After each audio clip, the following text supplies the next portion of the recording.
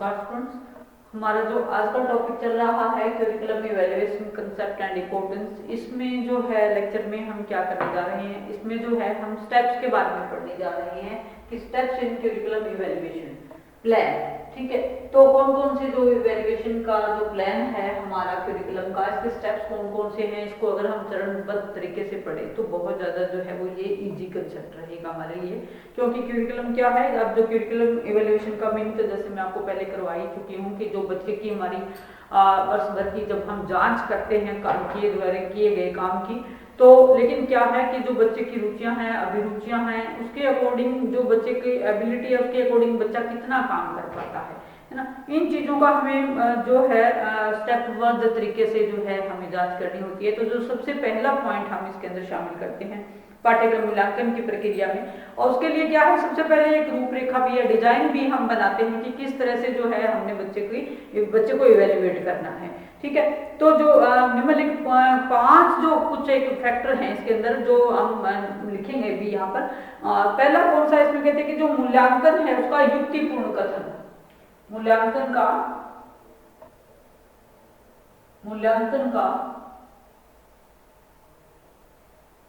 युक्तिपूर्ण कथन,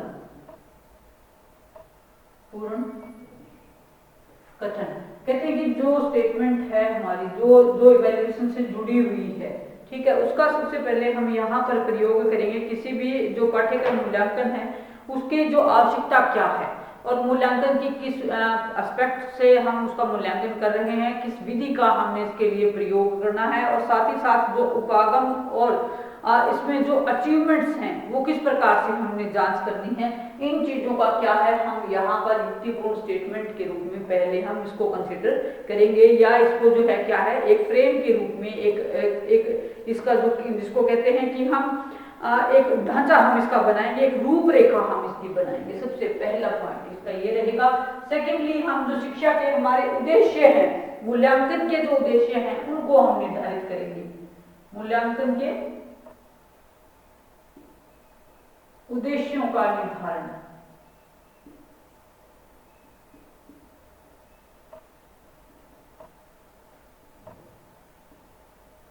मूल्यांकन के उद्देश्यों को निर्धारित हमने करना है कि जो हमारे मूल्यांकन है इसमें हम किन किन ऑब्जेक्टिव्स को लेकर के काम कर रहे हैं और किन किन योजनाओं को पूरा करना है, और इन योजनाओं को क्रियान्वित करने के लिए जो है वो हमें क्या क्या स्टेप्स उठाने हैं। ये एक चरणबद्ध तरीके से जब हम इसको इस रूपरेखा पर काम करते हैं तो वहां पर जो हमारे शिक्षा के उद्देश्य हैं सबसे पहले हम उसको वहां पर निर्धारित करेंगे। ठीक है, थर्ड हम इसमें बात किया करते हैं इसमें कि जो पाठ्यक्रम है हमारा, जो क्यूरिकुलम है, उसका डिस्क्रिप्शन या विवरण किस प्रकार से हमने देना है। पाठ्यक्रम विवरण,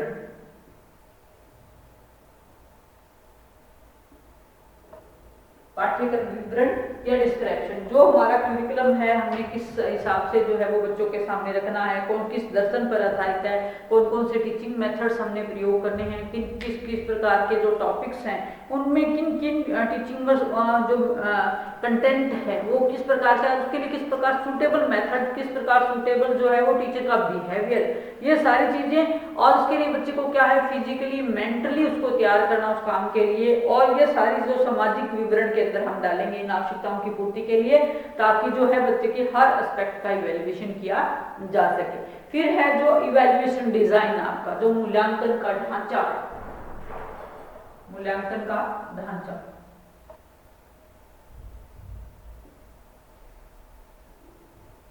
किन किन चरणों में चरणबद्ध तरीके से हमने इवैल्यूएशन करना है। इसके अंतर्गत हम बहुत सारे स्टेप्स यूज करेंगे, जैसे कि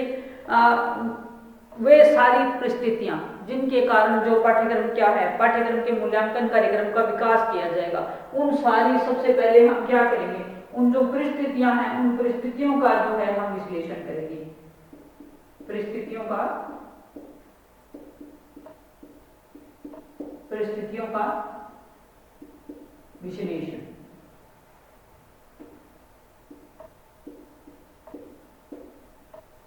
परिस्थितियों का विश्लेषण यहाँ पर हम करेंगे कि किस प्रकार की परिस्थितियों के अंदर किस प्रकार का जो काम है वो होना चाहिए। फिर है मूल्यांकन के प्रारूप की उपयुक्तता, मूल्यांकन मूल्यांकन के प्रारूप की उपयुक्तता, ये निर्धारित करना कि जो हमारा इवैल्यूएशन प्रोसेस है उसका जो डिजाइन है वो कितना उपयुक्त है, उस उपयुक्तता की जांच करना। अगर वो उपयुक्त है तभी हम उसको लागू करेंगे, अगर उपयुक्त नहीं है तो क्या होगा, उसमें हम चेंजिंग करेंगे। ठीक है। थर्ड पॉइंट इसके अंदर हम डालेंगे कि जो हमारा इवैल्यूएशन की जो प्रोसेस है उपयुक्तता के साथ साथ उसमें जो है उद्देश्यों का जो निर्धारण है, उद्देश्यों का निर्धारण,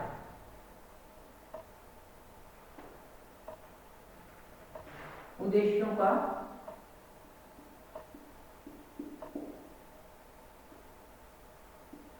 निर्धारण।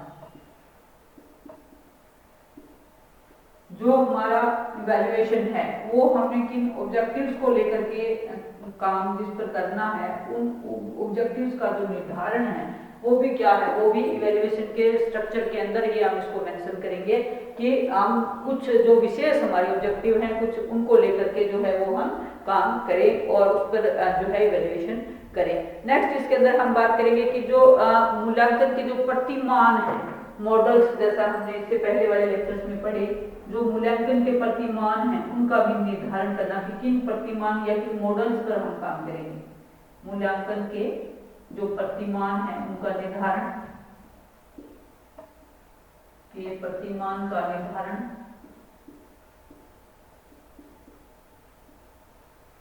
मूल्यांकन के प्रतिमानों का निर्धारण, और उसके साथ ही साथ क्या है जो पाठ्यक्रम मूल्यांकन में हमारे लिए सहायक है, उसके साथ ही साथ क्या है जो सूचना के सोर्सेज हैं और सूचना एकत्रित करने की जो विधियां हैं उन चीजों को भी हम स्टडी करेंगे। यहाँ पर शिक्षण और सूचना के जो मेथड्स हैं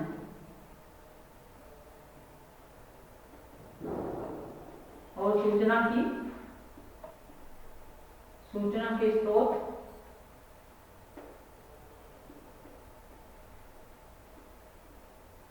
और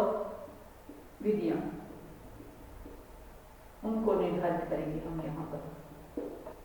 ठीक है। तो ये चीजें जो है वो इवैल्यूएशन के ढांचे के अंतर्गत आएंगी। इसके साथ साथ क्या है, आंकड़ों के विश्लेषण की जो प्रविधियां हैं, घटनाओं का जो क्रम है सही उनका, और जो वित्त व्यवस्था, मेन पॉइंट वित्त व्यवस्था, वित्त व्यवस्था,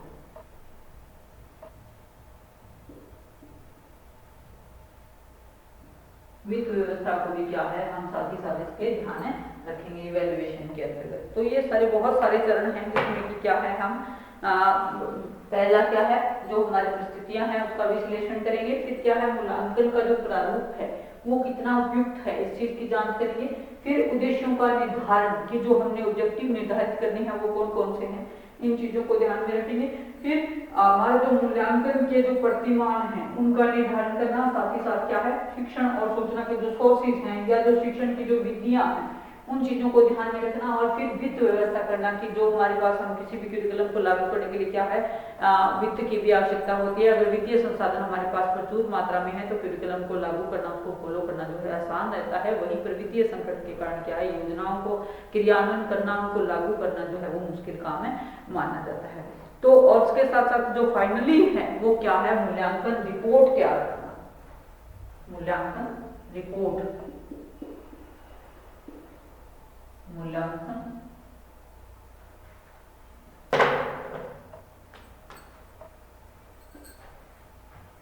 फिफ्थ पॉइंट है इसका,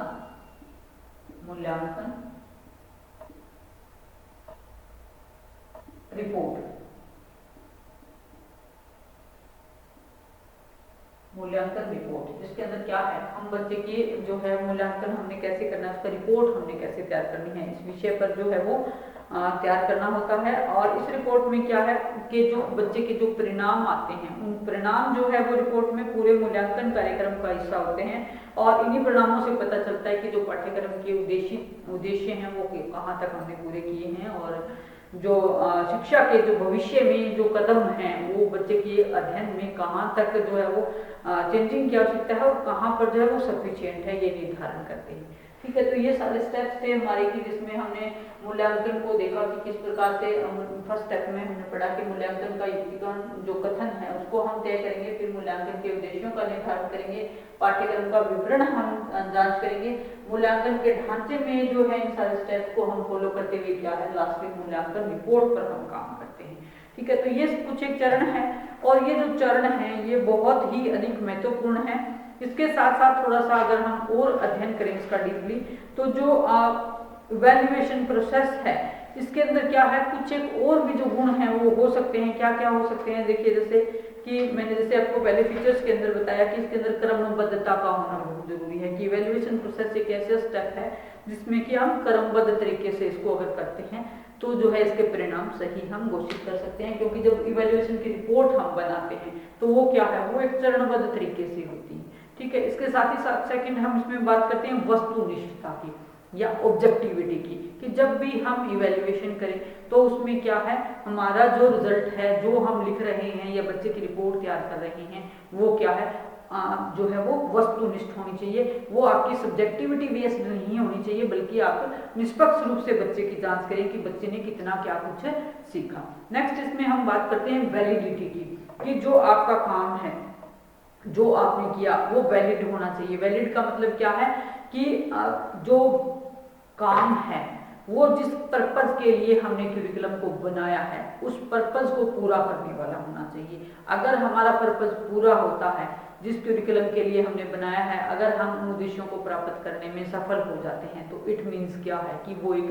वैध जो है वो आपका क्यूरिकुलम माना जाएगा। तो वैधता जो है वो किसी भी क्यूरिकुलम की एक प्रमुख कसौटी मानी जाती है, क्योंकि जब जो चीजें वैध होगी वही क्या है, वही जो है वो अपना रिजल्ट दे पाएंगी। अगर हम जांच कुछ और करना चाहते हैं, बच्चे के अचीवमेंट्स जांच करना चाहते हैं लेकिन जांच कुछ और ही कर रहे हैं, इट मीन्स कि वो जो है वो वैलिड टेस्ट आपका नहीं है। देन हम बात करते हैं रिलायबिलिटी की या विश्वसनीयता की बात करते हैं, कि जो विश्वसनीयता क्या है, विश्वसनीयता एक ऐसा गुण है किसी भी टेस्ट का या किसी भी इवैल्यूएशन प्रोसेस का जिसमें कि आज जो है आप मूल्यांकन कर रहे हैं किसी बच्चे का, अगर एक 10 या 15 दिन के बाद आप उसी को दोबारा उसी बच्चे का वही सेम टेस्ट लेते हैं तो जो रिजल्ट है आपका वो सेम आना चाहिए। इट मीन्स क्या है कि वो विश्वसनीय है। विश्वसनीय की किन्हीं भी परिस्थितियों में उस बच्चे से कुछ भी पूछा जाए जो रिजल्ट आपका रहेगा वो सेम रहेगा। तो जो आपका क्यूरिकुलम है उसके जो उद्देश्य हैं वो भी क्या है, आपके सेम पूरे होने चाहिए, चाहे वो क्यूरिकुलम आपका किसी भी समय पढ़ाया जाए, किसी भी तरीके से पढ़ाया जाए,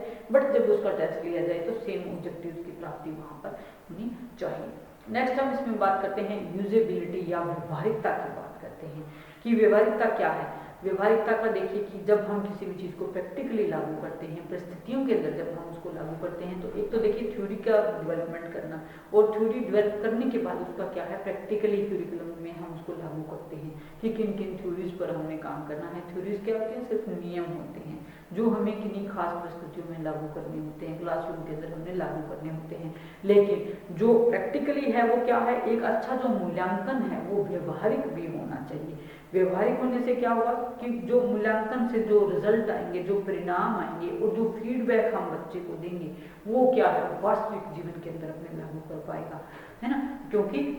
शिक्षण का उद्देश्य क्या है, बच्चे को व्यवहारिक जीवन के लिए तैयार करना शिक्षा का मुख्य उद्देश्य माना जाता है। नेक्स्ट इसमें हम बात करते हैं व्यापकता की या ब्रॉडनेस की बात करते हैं कि जो हमारा क्यूरिकुलम इवैल्यूएशन है वो क्या है, हमारे बच्चे के ब्रॉड कंसेप्ट को समझे, उसके जो हर एस्पेक्ट है उसकी जांच करे और सभी जो स्तर के बच्चे हैं उनके बच्चों का कितना जो है वो बच्चों ने सीखा, कितना ज्ञान बच्चों ने प्राप्त किया, इस चीज़ की भी जांच की जाए। फिर उसके साथ ही साथ हम बात करते हैं कि जो अधिगमकर्ता की जो सहभागिता है या पार्टिसिपेशन ऑफ द स्टूडेंट्स है उसके भी इवैल्यूएशन के जरिए हम पता लगाते हैं। ये हमें अनुभव हो जाता है कि मूल्यांकन की प्रक्रिया में जो छात्र है वर्ष भर में बच्चे ने उसमें क्या जो है नया सीखा, कितनी उसकी इन्वॉल्वमेंट थी, कितना बच्चा स्कूल में आया, कितना उसके अन्य साथियों के साथ उसका कैसा व्यवहार था, क्लासरूम में उसका व्यवहार कैसा था, अध्यापकों के साथ व्यवहार कैसा था, टीचिंग में वो कैसा था, उसके साथ ही साथ जो अन्य और संस्था के अंदर या ऑर्गेनाइजेशन इंस्टीट्यूशन के अंदर कहीं भी जो क्रियाएं करवाई जाती हैं उसके अंदर इसकी परफॉर्मेंस क्या थी। तो व्यक्तिगत रूप से जो है बच्चे की पार्टिसिपेशन है उसको भी हम ध्यान में रखते हैं इवैल्यूएशन के दौरान। तो ये बहुत सारी चीज़ें हैं जैसे क्रमबद्धता हो गया, वस्तुनिष्ठता हो गया, आपका जो वैधता हो गया, वैधता के साथ साथ विश्वसनीयता हो गया, विश्वसनीयता के साथ जो है व्यवहारिकता, व्यापकता और जो अधिगमकर्ता की सहभागिता, ये बहुत सारी चीज़ें हैं जो आपकी इवैल्यूएशन प्रोसेस को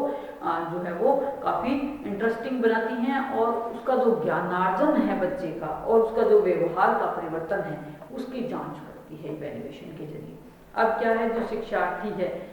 शिक्षार्थी कौन होता है? शिक्षार्थी वो होता है जो शिक्षा ग्रहण करता है, और टीचर क्या है? टीचर का काम होता है बच्चे को शिक्षा देना। तो अब इन दोनों के बीच की जो प्रोसेस है वो क्या है? टीचिंग लर्निंग प्रोसेस है। और टीचिंग लर्निंग प्रोसेस का ऑब्जेक्टिव क्या है? बच्चे के व्यवहार में परिवर्तन करना। और शिक्षा का उद्देश्य क्या है? बच्चे के व्यवहार में परिवर्तन करना, जो बच्चा क्या है आगे आने वाले समय में एक अच्छा जो है वो नागरिक बन सके और एक अच्छा सामान्य जीवन जो है वो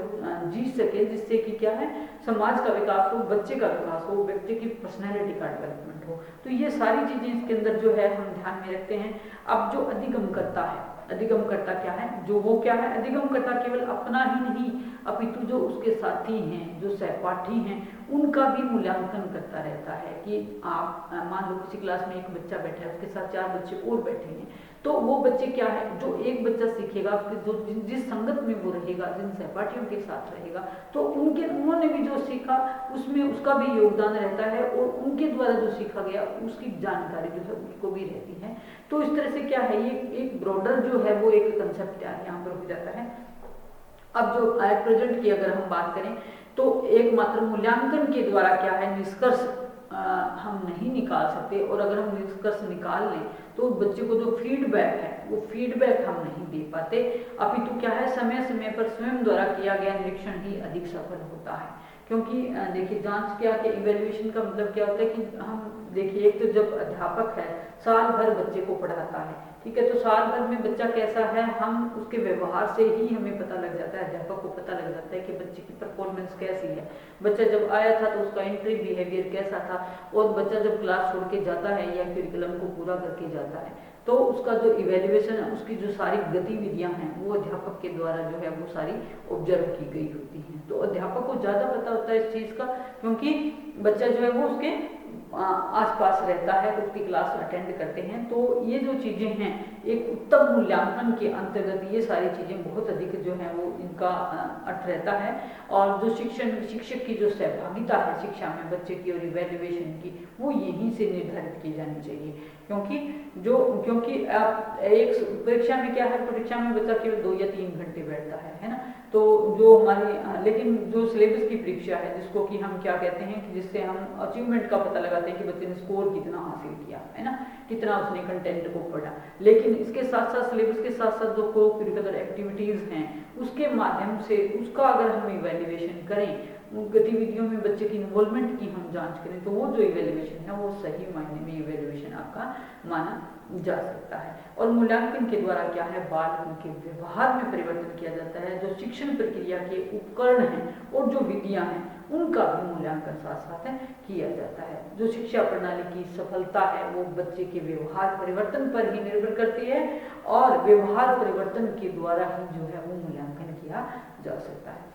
तो स्टूडेंट्स ये था हमारा आज का टॉपिक, जिसमें हमने करिकुलम इवैल्यूएशन के बारे में पढ़ा कि किस प्रकार से करिकुलम इवैल्यूएशन प्लान जो है वो काम करता है, जिसमें से मेनली हमने 5 ही स्टेप करे हैं इसमें, और इसके अंदर जो है वो सारा इसका आ जाता है। तो इसी के साथ ही क्या है आपका जो इवैल्यूएशन का टॉपिक है ये यहीं पर जो है वो फिनिश होता है।